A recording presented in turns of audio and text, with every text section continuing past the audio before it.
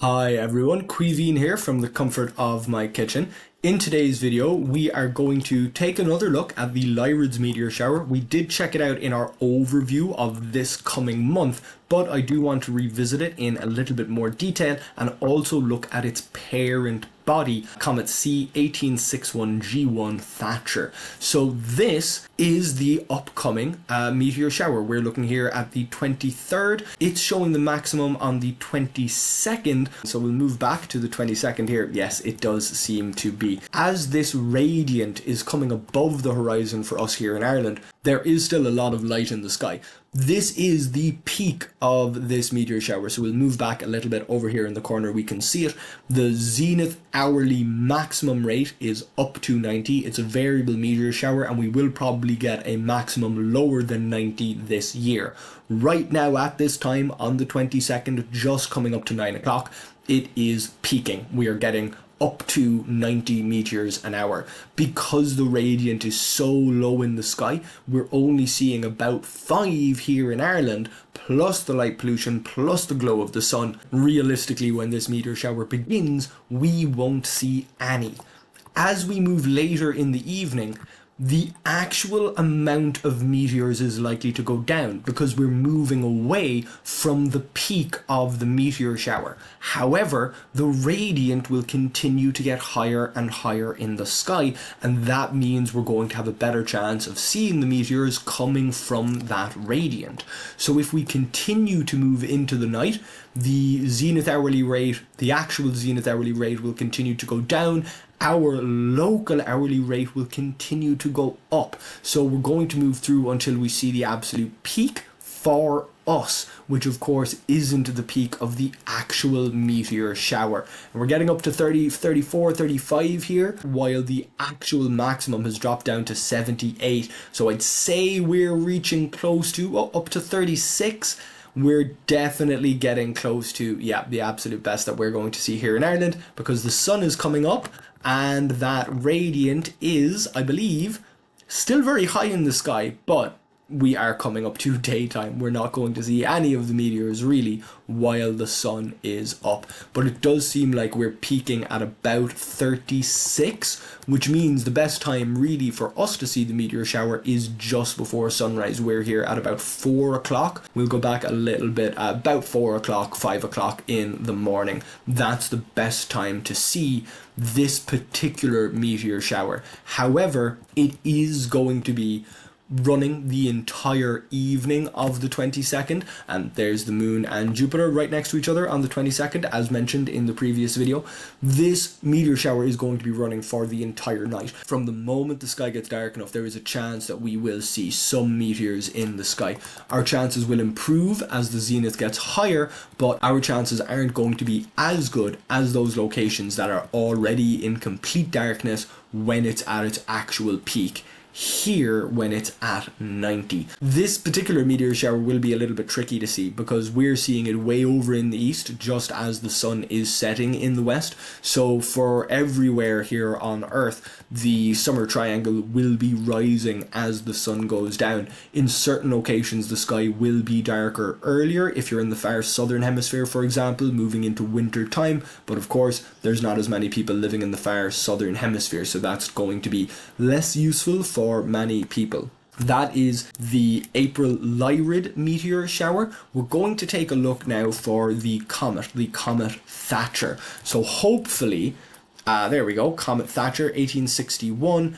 It is out of date because its orbital elements are calculated here for 1861 when it was discovered. So this is of course quite far out of date. It is a periodic comet and it looks like its period here is 415 years, so quite a long period comet, hundreds of years before this one finally comes back into the inner solar system. So this 35th magnitude, basically 36th magnitude, it's incredibly faint, it's very, very hard to see, and it is 107 AU from the sun. So it's going to be a long time before this comet comes back into the inner solar system and replenishes the Lyrid meteor shower. Meteor showers don't last forever. Some meteor showers are comparatively new because they were created by comets that have gone by comparatively recently or have only begun their cycle comparatively recently.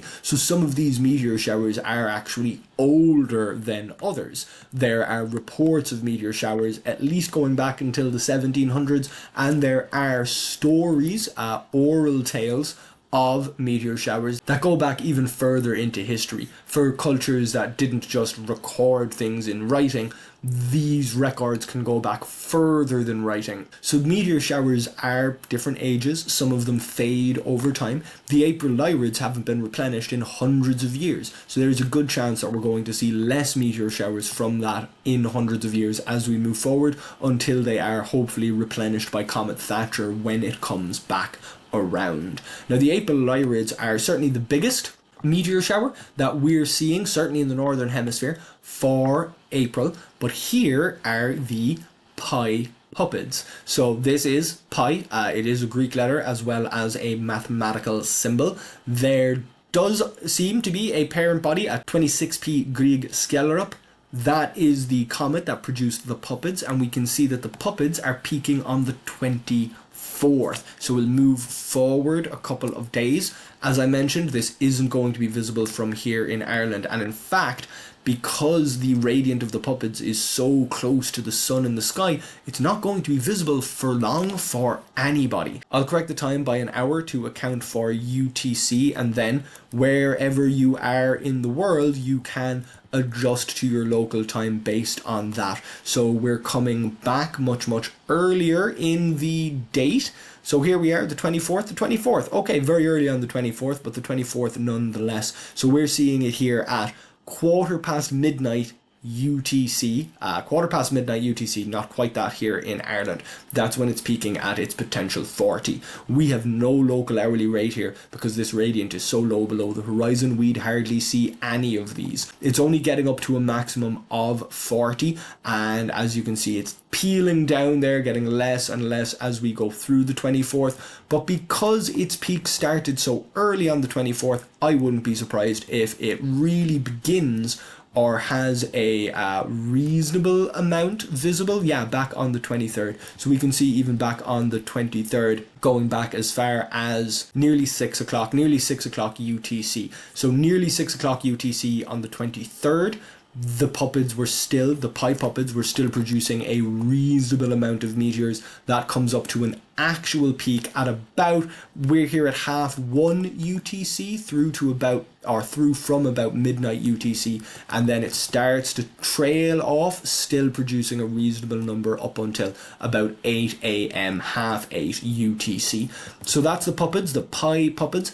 If you are lower on the Earth, if you are closer to the equator, or really if you're in the southern hemisphere, you should see some Puppids, but the same way that we're not seeing a lot of Orion by the time we're through to this date, you can see that the Puppids down here, they're in a pretty similar area of the sky. What we'll do is we'll quickly get rid of the atmosphere. There's the Puppids, there's Canis, and there is Orion. You can see they're all in a pretty similar location in the sky, similar to, up here with Capella, and there is the sun. So bringing back on the ground and the atmosphere, we can see that a lot of those things are too close to the sun for us to see. There is Capella visible because it's circumpolar to us here in Ireland, so it'll stay visible when the sky is dark.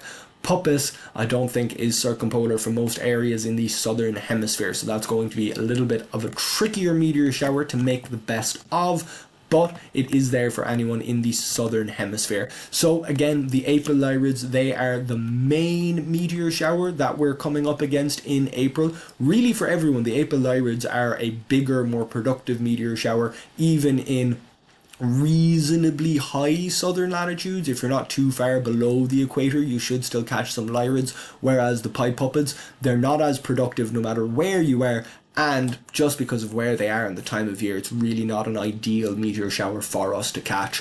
But I hope that you do get to see some shooting stars on these dates. If you don't, at least you know that these meteor showers aren't great. Maybe you know why you're not going to see too many meteors on these dates, but it's always worth going and taking a look at the sky. There are always random shooting stars, so you never know what you might see. I hope that you enjoyed this video. If you did, please do like it. If you like this kind of content, then please subscribe to my YouTube channel, and if you'd like to read this information, you can do so on my website, queevinscontent.ie. Thank you very much for watching, and hopefully I'll see you back here next time.